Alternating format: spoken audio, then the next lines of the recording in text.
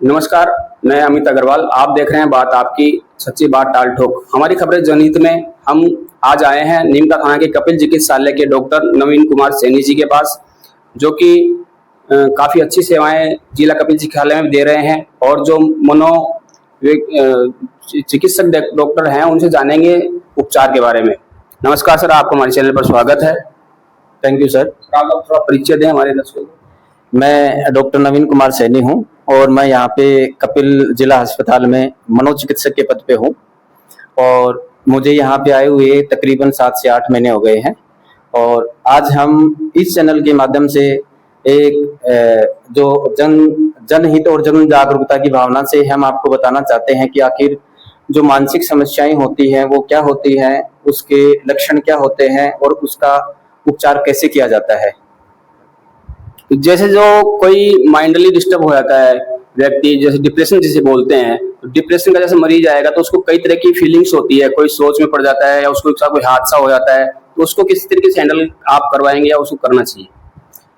Sir, जैसे मैं आपको बताना चाहूँ कि डिप्रेशन का जो मरीज है उसमें मुख्यतः जो सर इसके बारे में मैं आपको बताना चाहूँगा कि मानसिक अवसाद या डिप्रेशन का जो मरीज है जब भी हमारे पास में आता है तो मुख्यतः ये समस्या लेके आता है, जैसे कि उसको नींद की समस्या हो रही है, उसका मन उदास है, उसको लो एनर्जी फील हो रही है और साथ में कंसंट्रेशन की समस्या है और भूख उसकी कम या ज़्यादा हो सकती है, नींद की समस्या भी कम या ज़्यादा हो सकती है।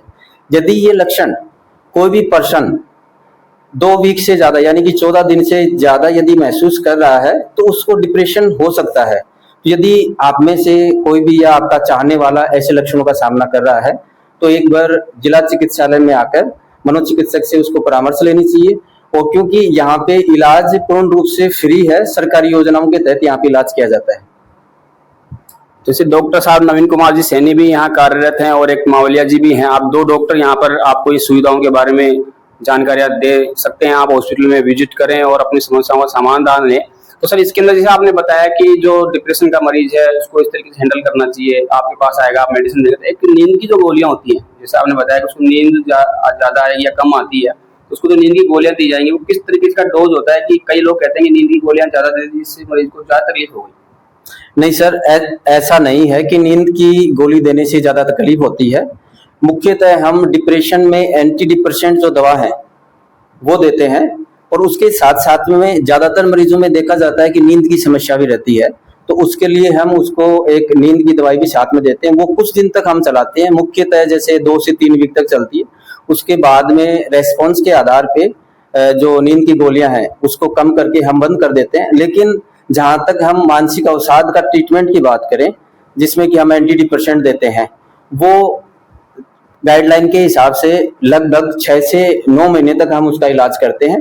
उसके साथ साथ हम लाइफ स्टाइल मॉडिफिकेशन का अहम जो रोल होता है उसको मरीज के बारे में हम बताते हैं, जिसके अंदर सुबह सुबह उठ के एक्सरसाइज करना, मेडिटेशन करना और उसके साथ साथ डिप्रेशन किसकी वजह से हुआ है उस पॉइंट पे हम क्या है कि अच्छे से स्टडी करके उसको साथ साथ साइकोथेरेपी देते हैं। साइकोथेरेपी एक, जैसे यहाँ के जो हमारे भाई बहन है वो कम जानते हैं, साइकोथेरेपी एक तरीके का डिप्रेशन या दूसरी जो मानसिक समस्याएं हैं उसमें एक इलाज का एक गाइडलाइन के हिसाब से महत्वपूर्ण पॉइंट है, जहाँ अक्सर लोग मेडिकेशन के बारे में या फार्माकोथेरेपी की ही बात करते हैं। लेकिन डिप्रेशन या दूसरी मानसिक बीमारियों में फार्माकोथेरेपी के साथ साथ साइकोथेरेपी का भी अहम योगदान होता है। तो आप जब भी जिला चिकित्सालय में आए और आप किसी मानसिक समस्या का सामना कर रहे हैं तो दवाओं के साथ साथ मनोचिकित्सक से या आपके दिमाग के डॉक्टर से साइकोथेरेपी की बात करें, जिसको कि मुख्यतः कोग्निटिव बिहेवियर थेरेपी बोलते हैं। सर, जैसे कोई आपके पास पेशेंट आता है तो आप उससे डिस्कस भी करते हैं, उसकी समस्याओं को समझते भी हैं, उसे एक सांत्वना टाइप की चीजें भी बताते हैं, उसको किस तरीके से हैंडल करना है, किस तरीके से रहना है। तो उसके अंदर आपको काफी टाइम लग जाता होगा, तो आप कितने क्या पेशेंट मतलब कि उसमें निकाल पाते हैं? क्योंकि कई पेशेंट कई बार भीड़ हो जाती है, तो उसके अंदर क्या हैंडल करना पड़ता है? सर, इसमें मुख्यतः क्या है कि जब भी हमारे पास पहली बार जो पेशेंट आता है उसको हम पहली बार हमारे को 15 मिनट से लेके 30 मिनट तक उसको देना ही होता है, क्योंकि मानसिक समस्याओं में उसकी लाइफ स्टाइल में जो पहलू हैं जिसके कारण मानसिक समस्या हुई है, जिसमें मुख्यतः आजकल जैसे देखा जाता है रिश्तों की समस्याएं हैं या कोई फाइनेंशियल प्रॉब्लम है, या कभी कभी देखा गया है कि जिसके परिवार में पहले से मानसिक बीमारी है उसके बच्चों में या उसके परिवार के सदस्यों में भी मानसिक समस्या होने के ज्यादा चांस रहते हैं। उन पहलुओं पे हमारे को बात करनी होती है। इस कारण पहली बार यदि मरीज आता है तो हम 30 मिनट तो उसको एटलीस्ट देते ही हैं। उसके अलावा जो फॉलोअप में हमारे पास पेशेंट होते हैं तो दवाओं के साइड इफेक्ट को हमारे को देखना होता है कि इस मरीज के दवाओं का कोई साइड इफेक्ट तो नहीं है। दूसरी बात हम देखते हैं कि इन दवाओं से मरीज को बीमारी में कितना आराम आया है। बस ये जो आप ट्रीटमेंट देते हैं इसके अंदर आप कौन सी प्रमुख जांचें मानते हैं जिनको करवाना आवश्यक होता है? ठीक। सर ये जैसे आपने बहुत ही अच्छा सवाल किया है कि वैसे जो मानसिक समस्याएं हैं हमारे दिमाग में केमिकल इम्बैलेंस के कारण होती हैं। केमिकल इम्बैलेंस खास करके सीटी एमआरआई स्कैन में नहीं आता है। उसको सिर्फ और सिर्फ हम क्लिनिकल जो सिम्टम्स होते हैं उसके आधार पे हम बीमारी की पहचान करते हैं। लेकिन सीटी स्कैन या एमआरआई और उसके साथ साथ ब्लड की कुछ जांचें जैसे सीबीसी है, ईएसआर है, किसी भी इन्फेक्शन को देखने के लिए थायराइड की जांच भी कराई जाती है। थायराइड की जांच इस कारण कराई जाती है कि कुछ मरीजों में ये देखा गया है कि थायराइड की जिसकी समस्या होती है उसमें डिप्रेशन या मानसिक बीमारी होने के ज्यादा चांस रहते हैं। उसके अलावा भी जो बेसिक जांचें हैं, शुगर की जांचें हैं, लिवर फंक्शन टेस्ट है, किडनी की जांचें हैं, वो भी इस कारण कराई जाती हैं कि हम जो दवा चलाएं तो उसके साइड इफेक्ट को हम देख सकें। क्योंकि कुछ दवाएं हैं जो किडनी के ऊपर असर डालती हैं, कुछ दवाएं हैं जो लिवर के ऊपर इफेक्ट डालती हैं।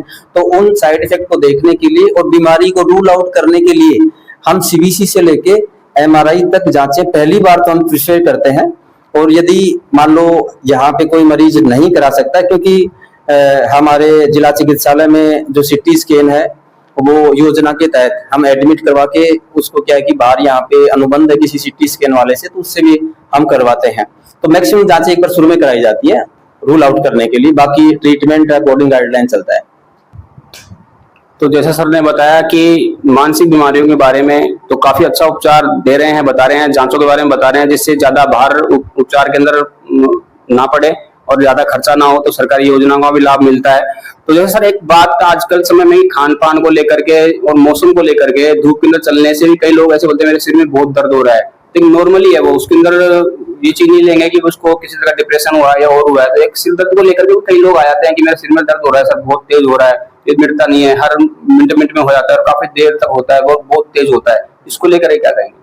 सर जैसे सर दर्द का आपने ये जो सवाल किया है इसमें महत्वपूर्ण जो भी हम ओपीडी में मरीज देखते हैं उसमें सर दर्द के मुख्यतः दो प्रकार के मरीज आते हैं, जिसमें एक तो मेनली होता है टेंशन हेडेक। टेंशन हेडेक का मतलब होता है कि पर्सन काफी दिनों से किसी स्ट्रेस में चल रहा है, उसकी लाइफ के अंदर ऐसा कोई ट्रिगर फैक्टर है जो उसको तनाव में लेके चल रहा है, जिससे उसकी नींद गायब है, उसको भूख की समस्या हो सकती है, कंसंट्रेशन में प्रॉब्लम है। लेकिन क्या है कि पर्सन उन चीजों पे ध्यान नहीं देता, लेकिन जैसे ही सर दर्द होएगा तो वो उसको क्या है कि उस पर ध्यान जाएगा कि मुझे सर दर्द हो रहा है। तो एक पहला तो टेंशन हेडेक होता है। तो इसके लिए क्या है कि अपने जन जागरूकता हमारे जो समाज में ये चीजें फैलानी होगी कि अपनी लाइफ स्टाइल और वर्क बैलेंस को इस तरीके से मैनेज करें कि स्ट्रेस कम से कम हो। दूसरा जो मुख्य सरदर्द का प्रकार है वो होता है माइग्रेन, जिसको कि गांव में जैसे आपने सामान्य भाषा में सुना होगा गुब्बे का दर्द होता है, वो होता है। वो भी हमारे ब्रेन में केमिकल इम्बैलेंस या वेसल्स के कारण होता है। उसका ट्रीटमेंट भी यहाँ पे अपने जिला अस्पताल में निःशुल्क उपलब्ध है। और जैसे कई बार ऐसा होता है कि जैसे माइग्रेन या गुब्बे का जो दर्द है वो धूप में जाने से ज्यादा होता है, भूखे रहेंगे तो ज्यादा होता है, मीठा खाएंगे तो भी वो ज्यादा हो सकता है। तो इस दर्द के अंदर भी हम क्या है कि मरीज को लाइफ स्टाइल मॉडिफिकेशन करने के लिए बोलते हैं। इसके अलावा कुछ सर दर्द हो रहे हैं जैसे क्लस्टर हेडेक है या साइनस का हेडेक है और दूसरा किसी इन्फेक्शन के कारण हेडेक है, उनका भी संपूर्ण इलाज है अपने जिला अस्पताल के अंदर उपलब्ध है। तो ऐसा भी इसमें होता है कि कोई दर्द जैसे गर्दन में आ गया, कंधों पे आ गया, वो भी सिर से कहीं जुड़ा हो उसका? हाँ, ऐसा हो सकता है सर, क्योंकि अपने यहाँ पे जो सर्वाइकल रीजन की जो नस है वो नस अपने कंधे में भी आती है और अपने माइंड में भी जाती है, ब्रेन के अंदर भी जाती है। तो अपने जैसे ही नर्व कंप्रेशन यहाँ नेक के अंदर होएगा वो अपने दिमाग के अंदर या अपने ब्रेन के अंदर भी क्या है कि पेन कर सकता है, जिसको मरीज हमारे पास सर दर्द लेके आता है। लेकिन इसका ट्रीटमेंट कुछ अलग होता है। इसमें ट्रीटमेंट का मुख्य पार्ट नसों को लेकर होता है। तो जैसा सर ने बताया, अभी हम बात करेंगे अंधविश्वास को लेकर के, जो आज के टाइम में काफी भ्रांतियां भी फैल रही हैं और कई लोग उसको सही भी मानते हैं। तो सर अंधविश्वास के बारे में आप क्या कहना चाहेंगे? जैसा कि सर मैं एक मनोचिकित्सक हूं और मनोचिकित्सक होने के नाते मुझे ओपीडी में बहुत बार अंधविश्वासों का भी सामना करना पड़ता है, क्योंकि हमारे जो मरीज हैं अंधविश्वासों के कारण हमारे पास से आने में बहुत देरी हो जाती है। ज्यादातर हमारे समाज के अंदर जैसे ही मानसिक बीमारी होती है,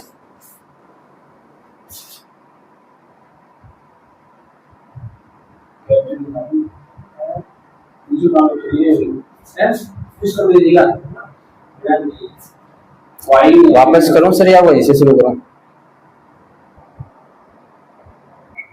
तो जैसा कि सर ने काफी अच्छी जानकारियां दी हैं, अभी हम जानेंगे अंधविश्वास के बारे में, जो आप आज के समय में काफी बढ़ोतरी पर है और लोग उसको लेकर के उलझे रहते हैं। बाहरी चीजों में डॉक्टर के पास नहीं पहुंच पाते हैं, आने में काफी समय लग जाता है। तो काफी समय के बाद में जब डॉक्टर के पास पहुंचते हैं तो डॉक्टर का किस तरीके से इलाज करना संभव बताते हैं और लोगों को अंधविश्वास में फंसना चाहिए या उनसे कैसे निजात पानी चाहिए, उसके बारे में हम जानेंगे। तो सर बताइए अंधविश्वास के बारे में। सर ये सवाल क्या है कि आज के समय में बहुत ही गहन मुद्दा है, एक मनोचिकित्सा की जो बीमारियां होती हैं उसके इलाज को लेकर। क्योंकि हमारे पास अक्सर जो मरीज आते हैं, खास करके जैसे डिप्रेशन के हैं, सिजोफ्रेनिया के हैं या कोई दूसरी मानसिक समस्याएं हैं, तो काफी देर हो जाती है। जब भी हम उनसे बात करते हैं कि आपने इतनी देरी क्यों की, यहाँ आने में पहले इलाज ले लेना चाहिए था, तो उनका मैक्सिमम लोगों का यही जवाब होता है कि सर हमें तो पता नहीं था। तो कहीं ना कहीं उनमें अवेयरनेस की कमी होती है और अवेयरनेस की कमी के कारण वो जैसे सामान्यतः जो एक अंधविश्वास होते हैं, जैसे कि झाड़ फूक में या किसी तांत्रिक के पास चले जाते हैं, और या फिर जैसे और दूसरी चीजें हैं जो कि हमारे गाइडलाइन के हिसाब ट्रीटमेंट से नहीं है, उन चीजों में वो चले जाते हैं, जिसके कारण क्या है कि उनका प्रॉपर शुरू में ट्रीटमेंट नहीं हो पाता है। तो हमारे पास लेट पहुंचते हैं, लेट पहुंचने के कारण उसके बाद भी हम उनको मैनेज कर देते हैं। मैनेज करने के बाद भी बहुत बार देखा जाता है कि वो किसी अंधविश्वास के बहकाव में आके ट्रीटमेंट को बीच में छोड़ देते हैं। तो आपके चैनल के माध्यम से मैं यही कहना चाहूंगा कि किसी अंधविश्वास में नहीं पड़े, और जब भी कोई मानसिक समस्या जैसे कि नींद की समस्या, डिप्रेशन, एंजाइटी, सेक्स रोग, नशा मुक्ति या फिर सर दर्द की समस्या, मिर्गी और माइग्रेन जैसी समस्या हो, तो तुरंत आप जिला चिकित्सालय में आए और उसका इलाज लें। क्योंकि आप जितनी देरी से यहाँ पे आएंगे उतनी ही लंबी उसकी दवाई लेनी पड़ेगी और उसका इलाज उतना ही मुश्किल हो जाता है। तो जैसा कि सर ने बताया, अंधविश्वास के बारे में भी ज्यादा ना पड़े और स्वास्थ्य का पहले ध्यान रखें। स्वास्थ्य में जैसे ही आपको लगता है तो पहले डॉक्टर की भी सलाह लें, फिर आप अपने जो भी पूजा पाठ है कुछ कराना चाहते हैं उससे जुड़े।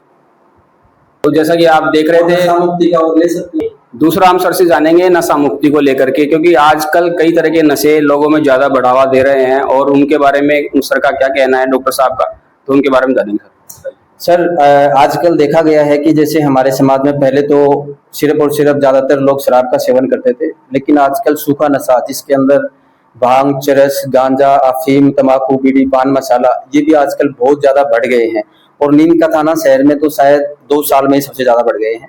तो मैं उन सभी मेरे दोस्तों को, भाई बहनों को ये कहना चाहूंगा कि एक नशे की जो आदत है उसको छोड़ें। और यदि आप छोड़ नहीं पा रहे हैं, इसका मतलब ये है कि आप कहीं ना कहीं नशे की बीमारी की लत में आ गए हैं, तो उसमें हम आपकी मदद कर सकते हैं।